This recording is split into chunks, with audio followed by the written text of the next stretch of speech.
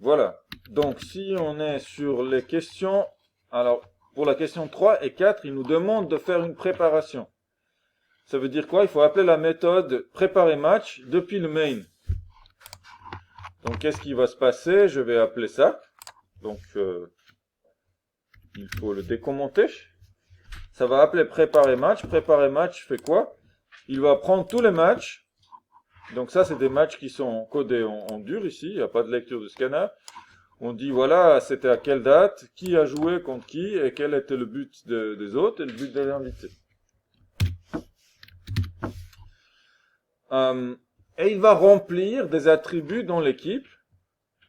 Si je regarde la classe équipe, je peux voir qu'elle a un attribut match qui va contenir tous les matchs dans lesquels l'équipe joue.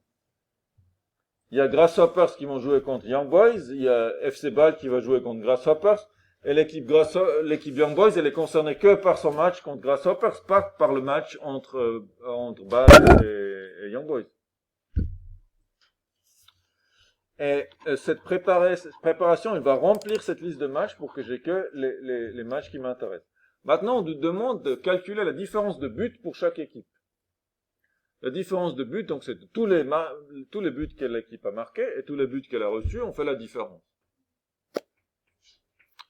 Alors, comment ça marche? Le plus simple, c'est de faire une méthode ici. Je vais la définir directement dans la classe équipe puisque ça concerne une instance d'équipe. C'est pour une équipe qu'on va calculer la différence de buts. Et c'est quoi les données dont on a besoin? C'est les matchs. Les matchs, on les a. On les aura dans cet attribut, les matchs de lesquels l'équipe a joué. Donc, je vais calculer la différence de buts. Différence de buts, ça va être sous forme d'entier parce qu'il n'y a pas de demi-but au foot. Différence but. Et comment je vais calculer la différence de but? Je vais parcourir tous les matchs dans lesquels l'équipe a joué. Donc, je vais prendre les matchs. Voilà. Et pour chaque match, donc, je vais devoir augmenter un compteur de buts marqués et buts reçus. Soit je fais comme ça, soit je calcule juste une variable avec la différence. C'est aussi possible. Je peux juste garder la différence, la mettre à jour pour chaque match. Mais on peut procéder comme ça. C'est deux sommes, si vous voulez. Simplement, la difficulté, ça va être que dans le match, la structure d'un match est telle qu'en fait, on a une équipe haute qui contient le but de l'équipe haute. Par exemple, si Ball a joué contre Young Boys à Ball, c'est les buts de Ball vont être dans le but haute. Si Ball a joué contre Young Boys chez Young Boys, les buts de Ball vont être dans le but invité parce que c'était l'équipe invitée. Donc c'est ça notre difficulté algorithmique ici. Il va falloir se dire, ok, pour rajouter au but marqué et but reçu, il faut que je sache, est-ce que je suis dans le contexte d'un match que j'ai joué chez moi ou à l'extérieur. Donc, comment je vais savoir ça? Je peux mettre un if si l'équipe haute est égale à mon ID, parce que je suis dans le contexte d'une instance d'équipe. Donc, si l'instance, le match a été joué dans mon stade, si vous voulez. Dans ce cas-là, j'ai fait quoi?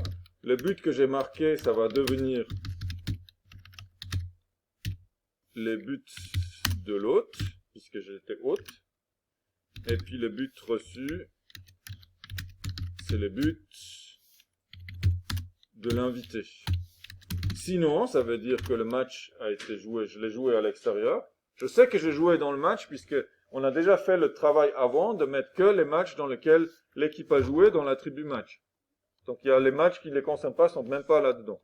Donc dans l'autre cas, on va faire la même chose, but marqué, mais cette fois-ci, on va prendre les buts de l'équipe invitée en tant que mes buts, puisque j'étais invité, et les buts reçus, ça va être les buts de l'autre. Et puis à la fin, je retourne les buts que j'ai marqués, moins les buts que j'ai reçus.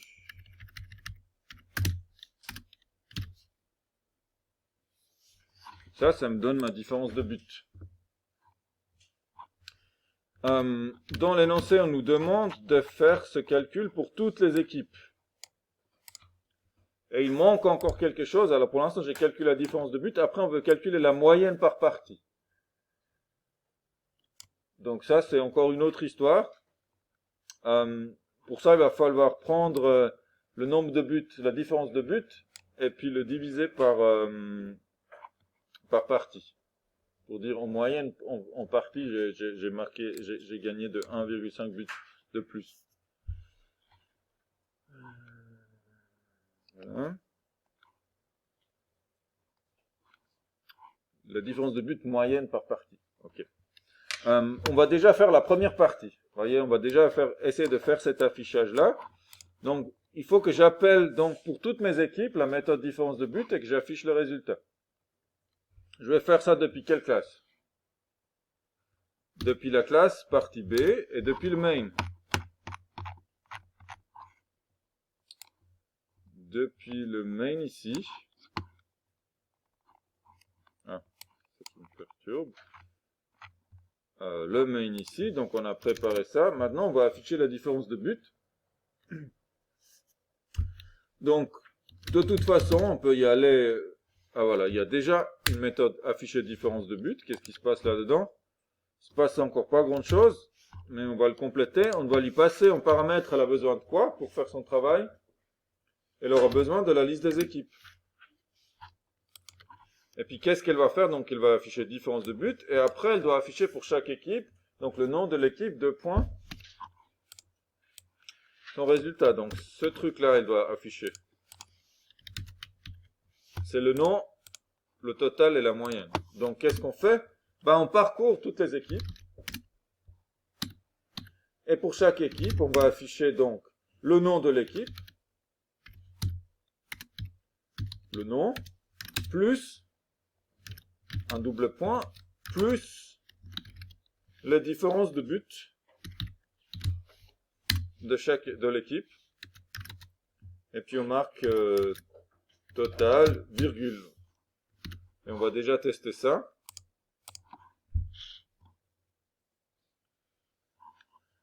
Donc ici, j'ai voilà, moins 2, moins 2, moins 2 et 6. Donc j'ai les bonnes différences de but. Maintenant, il me manque la moyenne. Donc la moyenne, c'est le numéro différence de but moins le nombre de matchs. Donc je peux aller dans équipe et je peux rajouter une autre méthode qui me retourne la différence de but moyenne. Ça va être un double parce que ça peut être un nombre à virgule. Différence but moyenne. Et ça va être quoi? Ça va être le but, la différence de but totale divisé par le nombre de matchs que j'ai joué. Alors, j'ai un warning. Les warnings, c'est nos amis. Ils nous disent quoi? Attention, je fais une division entière. Pourquoi c'est une division entière? Je ne sais pas si vous vous souvenez de ce petit enfin, on peut dire c'est un feature, mais c'est presque aussi c'est un piège aussi en Java. Si je divise deux entiers, ça va me faire la division entière. Je n'aurai pas les nombres à virgule. Donc, un des astuces, c'était de multiplier par 1,0 l'opérand, le nominateur. Ça, c'est le nominateur ou le dénominateur? Dénominateur. Non, je suis perdu. C'est le nominateur, je crois. Et on divise ça, voilà. Donc là, j'ai ma moyenne. Et puis, je vais rajouter donc la moyenne. Ah non, je dois afficher virgule après la moyenne des buts. La différence de but. Et puis ajouter par partie. Point. On relance.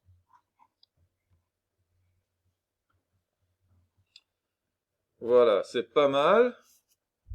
Sauf que, pour faire un formatage, vous voyez ici, j'ai des 0,6 et c'est arrondi ici à 0,7. Donc, comment je fais ça? Vous avez dit dans la partie A, il y avait ça? Ah voilà, il y a formaté décimal. Donc on peut appeler cette méthode-là, en fait, si on veut. On n'est pas obligé dans la partie B, on a le droit d'utiliser ça. Donc on va afficher ER partie A, point formaté décimal de la moyenne. Et je vais juste faire un retour à la ligne pour avoir une ligne moins longue. Et puis on relance ça.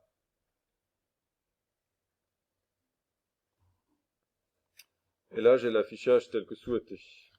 Moins 0,7, moins 0,5, moins 0,7, plus 1,5, c'est juste. Je vais vous afficher l'ensemble du code qu'on a écrit. Donc, il faut vite que je quitte le mode présentation. On va mettre l'équipe en bas, ou à droite, peut-être plutôt. Right. Voilà, je vais mettre afficher les différences de but. Je vais le mettre juste à côté du main pour qu'on puisse le voir.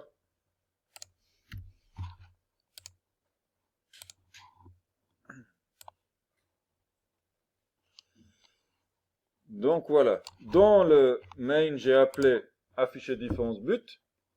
Afficher différence but, bah, elle parcourt l'ensemble des équipes. Et pour chaque équipe, elle appelle une méthode différence but et différence but moyenne.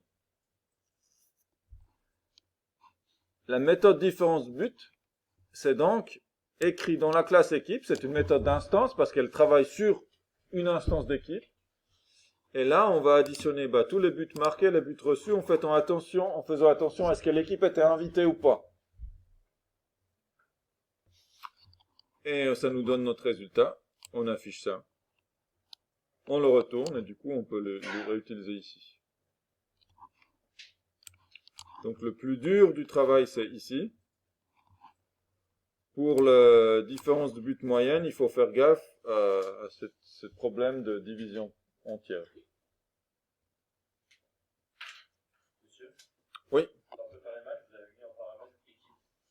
Mais c'est une variable que j'avais créée, c'est qui chiffre équipe dedans. Ouais, donc préparer un match, je mets équipe en paramètre, et équipe c'est la variable dans laquelle je stocke ma liste de toutes les équipes.